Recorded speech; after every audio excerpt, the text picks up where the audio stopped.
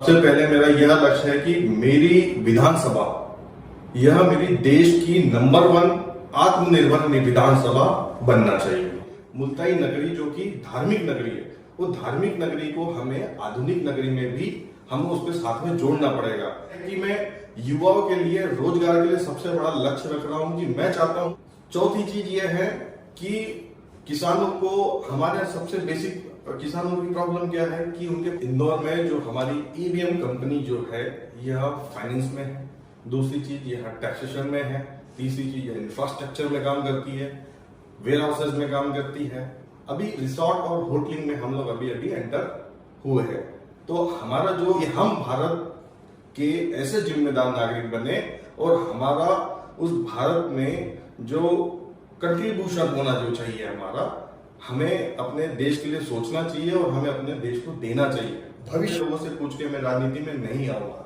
जब मेरे अपने लोग, मेरे खुद के, मेरे किसान, मेरे युवा लोग जब यह खुद बोलेंगे, जब उन्हें ऐसा लगेगा कि ये व्यक्ति योग्य है और ये व्यक्ति हमारे लिए कुछ कर सकता है, तो आप यकीन मानिए हम चुनाव लड़ेंगे भी, जीतेंगे भी और वो करके बताएंगे जो आज तक कभी इतिहास में नहीं। नमस्कार, ग्रामीण मीडिया में आप सभी का स्वागत है।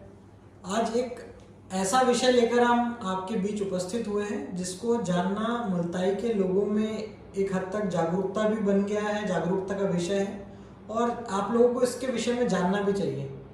एक कुछ समय पहले की बात है कि हमारे बीच एकदम से एक व्यक्तित्व जो मुल्ताई के ही हैं वो आते हैं और मुल्ताई में कुछ जन जागरूकता के काम करते हैं और उसके बाद वो फेमस हो जाते हैं। तो आज ग्रामीण मीडिया जो कि इंदौर आए थे हम लोग, और हम लोग इनका काम देखने आए कि एक्चुअली हैं क्या, क्या करते हैं, और इनके ऑफिस आके इनसे मिले। ये हैं लोकेश जीतकर जो मूलतः मुल्ताई के ही निवासी हैं और आज हम इनसे बात करेंगे, इनसे पूछेंगे कि आप क्यों मुल्ताई में ये सब कर रहे हैं, आपका बैकग्राउंड क्या है, आप कहाँ से आते हैं और इन सब कामों के पीछे क्या उद्देश्य है। तो अब मैं राजेंद्र सर को ये ट्रांसफर करता हूँ, वो लोकेश जी से बात करेंगे और जानने की कोशिश करेंगे कि बेसिकली लोकेश जी क्या है, किस तरीके से काम करना चाहते हैं मुल्ताई में। सर बताइए। लोकेश जी नमस्ते। नमस्कार। मुल्ताई के मेरे समस्त पाठकों को भी राम राम, जय हिंद। आज हम इंदौर आए और यह जानने आए हैं कि जो श्री लोकेश गितकर जी जो मुल्ताई में कभी युवा खिलाड़ियों के बीच में, कभी थाने में, कभी किसानों के बीच में लगातार निष्पक्ष भाव से सेवा दे रहे हैं। तो हमने एक और प्रश्न भी किया था कि वास्तव में आपका रोजगार क्या है और आपका उद्देश्य क्या है। आज हम इंदौर ऑफिस में आए, हमने सविस्तार जानकारी निकाली और काफी अच्छा नाम भी है, यहाँ के लीडर्स भी, यहाँ के समाजसेवी भी। जिस प्रकार से मुल्ताई में नाम है, इस इंदौर में भी उनका नाम है। अब हम सीधे पूछते हैं कि जो आपकी मातृभूमि है वहां पर जब आप यहाँ पर इतने व्यस्त हैं, तो अपनी मातृभूमि में जो आपका लक्ष्य है, उद्देश्य है, उसको हमको सविस्तार बताइए। मुल्ताई की जनता जानना चाहती है आपसे। बात करिए सीधे सीधे हमारे पाठकों से। मैं लोकेश गीतकर, मैं अभी मुल्ताई में मेरे युवा साथियों के साथ मिलकर अभी जो मैं काम कर रहा हूँ वह पहले तो अपने किसानों के लिए कर रहा हूँ, दूसरा हमारे युवाओं के लिए, एवं ऐसी कई ऐसी चीजें थी जैसे हमारे समाज को, हमारे जो आराध्य देव थे उनके लिए। मतलब मुझे जो ऐसा लगता है कि जो हमारे शहर में और क्षेत्र में जो चीजें होनी चाहिए, तो उसके लिए मैं अभी अपने प्रयास कर रहा हूँ। आपने ये भी कहा था आदर्श और मॉडल गांव बनाना चाहते हैं, युवाओं में लीडरशिप डेवलपमेंट भी करना चाहते हैं, उसके लिए आपके क्या प्रयास रहेंगे भविष्य में? मेरा एक लक्ष्य ये है, सबसे पहले मेरा यह लक्ष्य है कि मेरी विधानसभा यह मेरी देश की नंबर 1 आत्मनिर्भर विधानसभा बनना चाहिए। और इसके लिए सबसे पहले हमें हमारे युवाओं को सशक्त करना जरूरी है। आज हमारे यहाँ पे सिर्फ एक किसानी के भरोसे हमारा जीवन यापन नहीं हो सकता। हमें किसानी के साथ साथ में एडिशनल हमको 1-2 व्यापार हमें जोड़ने पड़ेंगे, तब जाके हमें एक सब्स्टिट्यूट मिलेगा किसानी के साथ साथ में दूसरे व्यापार का, तब जाके हम लोगों को वहां सशक्त बना पाएंगे। दूसरी चीज ये है कि हमें वहां पे हमारे मुल्ताई नगरी जो कि धार्मिक नगरी है, वो धार्मिक नगरी को हमें आधुनिक नगरी में भी हमें उसके साथ में जोड़ना पड़ेगा। हमें वहां पे इंडस्ट्री चाहिए, हमें ऐसी इंडस्ट्री चाहिए कि जो वहां के किसानों को, जो हमारे किसान प्रोडक्शन करता है, जो भी उसका अनाज उत्पन्न करता है, उससे रिलेटेड हमें वहां इंडस्ट्री चाहिए, जो कि वहीं के वहीं किसान हमारे उस इंडस्ट्री वाले जो हमारे बड़े इंडस्ट्री लोग हैं उन्हें वहां पे वो सप्लाई कर सके, ताकि इंडस्ट्री वाले जो बड़े बड़े बिजनेसमैन हैं उनको भी ज्यादा प्रॉब्लम न जाए और किसानों को भी प्रॉब्लम न जाए। ऐसी कोई मध्यस्थता हमें ऐसी वहां पे बनाने की जरूरत है, उसके लिए मैं अभी प्रयासरत हूँ। दूसरी चीज ये है कि मैं युवाओं के लिए रोजगार के लिए सबसे बड़ा लक्ष्य रख रहा हूँ कि मैं चाहता हूँ कि मेरे यहाँ के मुल्ताई विधानसभा में लगभग जितने भी युवा हमारे आते हैं 60% हम युवा मानते हैं, वह हमें वहां पे सभी उनको रोजगार से हमें जोड़ना है एवं स्वरोजगार से भी जोड़ना है। क्योंकि अगर हम उन्हें जैसे स्वरोजगार, अगर कोई व्यक्ति अगर उसकी खुद की इंडस्ट्री का डेवलप करता है, हमारा कोई मुल्ताई का व्यक्ति, तो वहां पे और रोजगार उत्पन्न होंगे, किसी बाहर वाले को निवेश नहीं करना पड़ेगा, हमारा व्यक्ति खुद बढ़ेगा, इसमें इससे बड़ी प्रसन्नता हमें भी सबसे ज्यादा होगी। तीसरी चीज ये भी है कि किसानों को टेक्नोलॉजी से जोड़ना, हमें किसानों को टेक्नोलॉजी से जोड़ना पड़ेगा। चौथी चीज ये है कि किसानों को, हमारे सबसे बेसिक किसानों की प्रॉब्लम क्या है कि उनके पास में मंडी नहीं है। मंडी बोले मार्केट, उनके पास में किसानों को मार्केट चाहिए, डायरेक्ट मार्केट चाहिए उन्हें बिचौलिया से।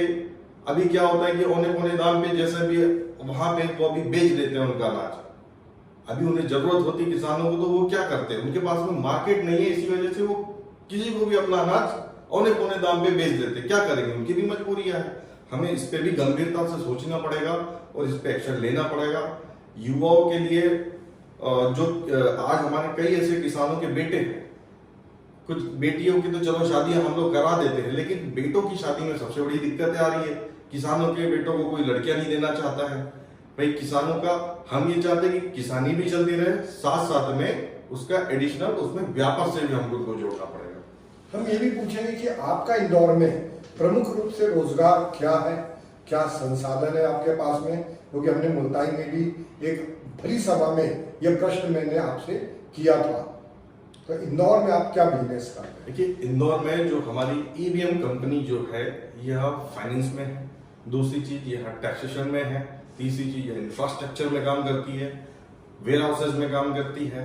अभी रिसोर्ट और होटलिंग में हम लोग अभी एंटर हुए हैं। तो हमारा जो कोर जो बिजनेस जो है, हम लोग यहाँ जो बिजनेस मॉडल बना के रखा है, हमारी किसी भी एक चीज पे निर्भरता नहीं है, हमारे पास में मल्टीपल इनकम ऑफ सोर्सेस है।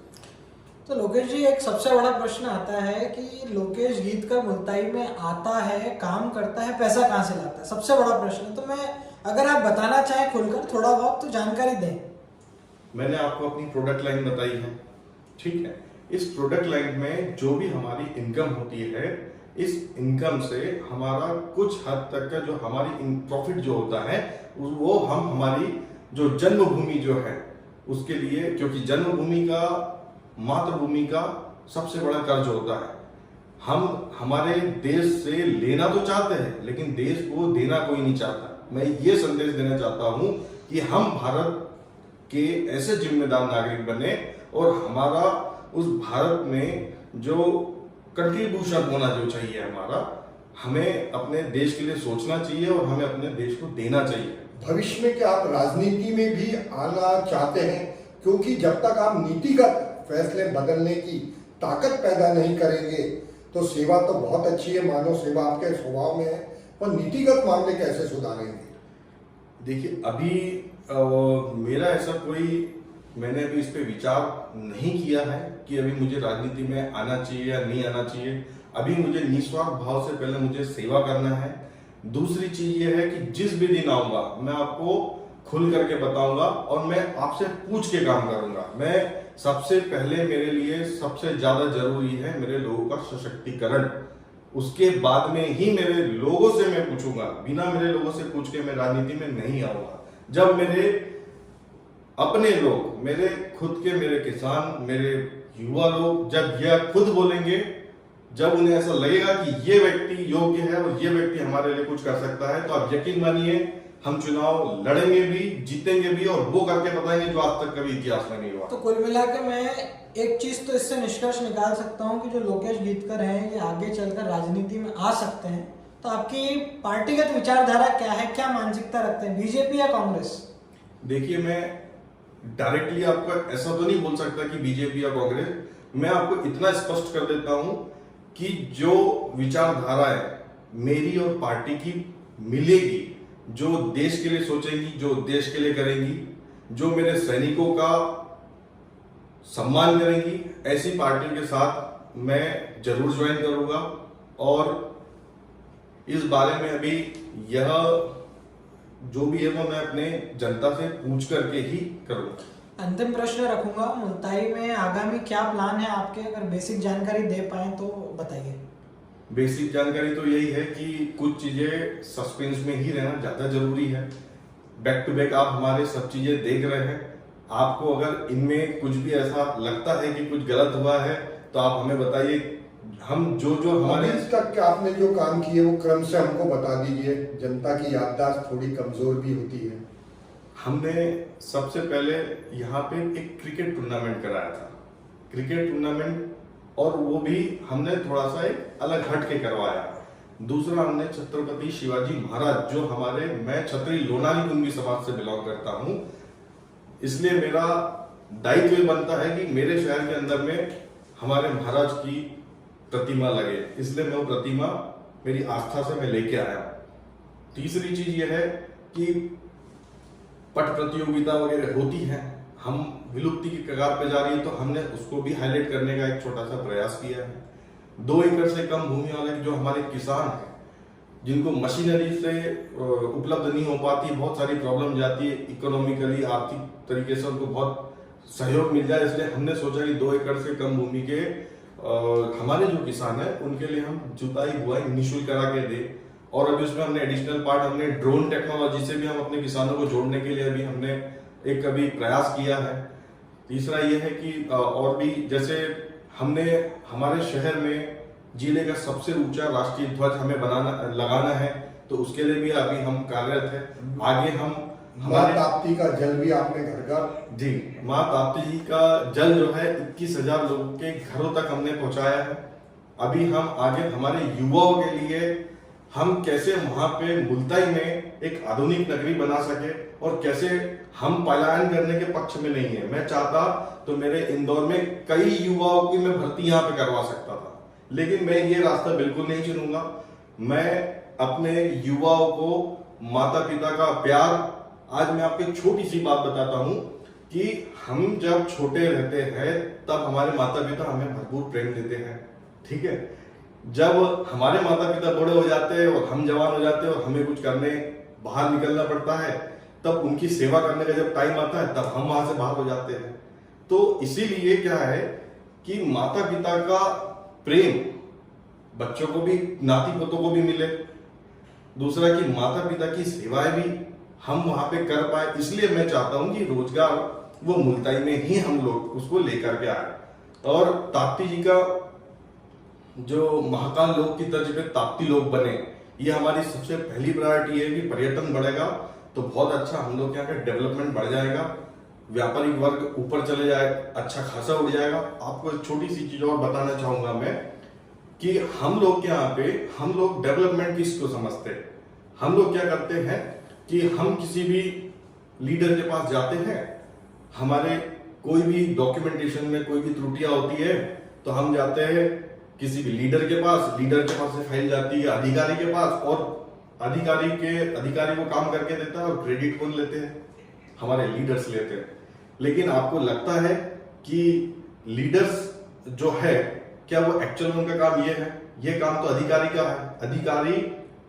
अधिकारियों को सरकार पैसा देती है यह काम करने का, ये काम लीडर का नहीं है। लीडर का काम है ग्राम पंचायत में घूमना, वहां की समस्याओं को पूछना और उसको सॉल्व करना। क्या प्रधानमंत्री जी की पूरी योजना, मुख्यमंत्री जी की पूरी योजना क्या ग्राउंड लेवल पे आ रही है? ये काम है हमारे लीडर्स का। और मैं ये चाहूंगा कि व्यापारी वर्ग जो है आज हमारे परेशान होते हैं। व्यापारी वर्ग क्या बोलते हैं कि भैया टोटके करते हैं कि ये करा लो तो इससे व्यापार बढ़ जाएगा, वो करा लो तो उससे व्यापार बढ़ जाएगा। ऐसा कुछ भी नहीं होता है सर।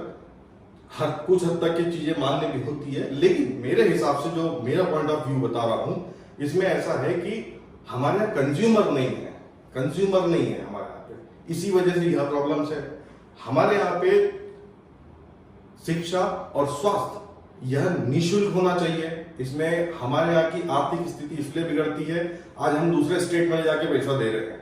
क्या आज हमारे यहाँ पे ऐसे चिकित्सा सिस्टम डेवलप नहीं होना था कि जो अभी तक के हमारे यहाँ के लोगों को बाहर न जाना पड़े? कितने लोग ऐसे हैं जिनकी जान गंवानी पड़ती है उन लोगों को। तो यह मैं चाहता हूं कि हमारे यहाँ शिक्षा और चिकित्सा, सपोज मैं अगर 10,000 रुपए महीने का कमाता हूं, मेरे यहाँ पे अगर कोई बीमार पड़ता है तो मेरा तो पूरा महीने का बजट बिगड़ जाना है। मेरा बच्चा अगर किसी प्राइवेट अच्छे बड़े स्कूल में पढ़ता है, मेरे दोस्त का बेटा, तो मुझे तो वहीं पे पढ़ाना पड़ेगा मेरी बेटी को भी, क्योंकि कंपटीशन आ जाता है। तो मैं ये चाहता हूं कि सरकारी सिस्टम, जो सरकारी स्कूल है, हम क्यों ना उसको निःशुल्क और इस पैटर्न पे बनवा दे कि प्राइवेट स्कूल भी इसके सामने फीके पड़ने लगे। क्या सरकारी स्कूल हम ऐसे नहीं बना सकते? दूसरी चीज की, क्या सरकारी हॉस्पिटल्स, क्या आज भी हम सामुदायिक चिकित्सा केंद्र में है, 4 लाख की आबादी है लगभग अपनी मुल्ताई विधानसभा क्षेत्र में। क्या आपको नहीं लगता कि हमारे यहाँ पे एक आधुनिक 100 बिस्तर का कम से कम हमारे यहाँ पे सर्व सुविधा युक्त हॉस्पिटल होना चाहिए जो कि पूरा निःशुल्क हो? आज हमारे यहाँ पे मतलब एक मध्यम वर्गीय परिवार का जो व्यक्ति होता है उसके ऊपर कितना बर्डन बढ़ता है। उसके अगर कोई व्यक्ति बीमार हो जाता है या उसके बच्चे अगर स्कूल में, अगर आज दिन तो स्कूल वाले कोई ये फलाना चार्ज, कोई वो फलाना चार्ज, तो चार्ज करते रहते हैं, कोई ये इवेंट करा रहे। तो मैं चाहता हूं कि हमें सरकारी ही सिस्टमों को इतना मजबूत करना पड़ेगा कि हम अगर रोजगार देने में असमर्थ है तो कम से कम ये चीजों को तो हम लोग उनको रिलैक्सेशन दे दें हमारे यहाँ के लोगों को। तो कुल मिला के पाठकों, आज का आने का जो विषय था वो आप लोगों को क्लियर हुआ होगा, जिसमें सबसे पहले हमने बात की कि ये मुल्ताई से हैं। इसके बाद इनके द्वारा जो समाज सेवा में अभी एकदम से आया गया ये जो व्यक्ति आए, उसका उद्देश्य क्या था, पैसा कहाँ से आ रहा है और आगामी इनका क्या फ्यूचर प्लान्स हैं, वो हम लोगों ने सुना इनसे। और कहीं ना कहीं आगामी चुनाव विधानसभा आगे हैं, तो हो सकता है कुछ बड़ा फेरबदल भी इस चुनाव में हो। तो देखते हैं हम कि इस विषय में आगे क्या होगा। तब तक के लिए बने रहिए ग्रामीण मीडिया के साथ। लोकेश जी, आपका बहुत बहुत धन्यवाद, आप हमारे साथ जुड़े।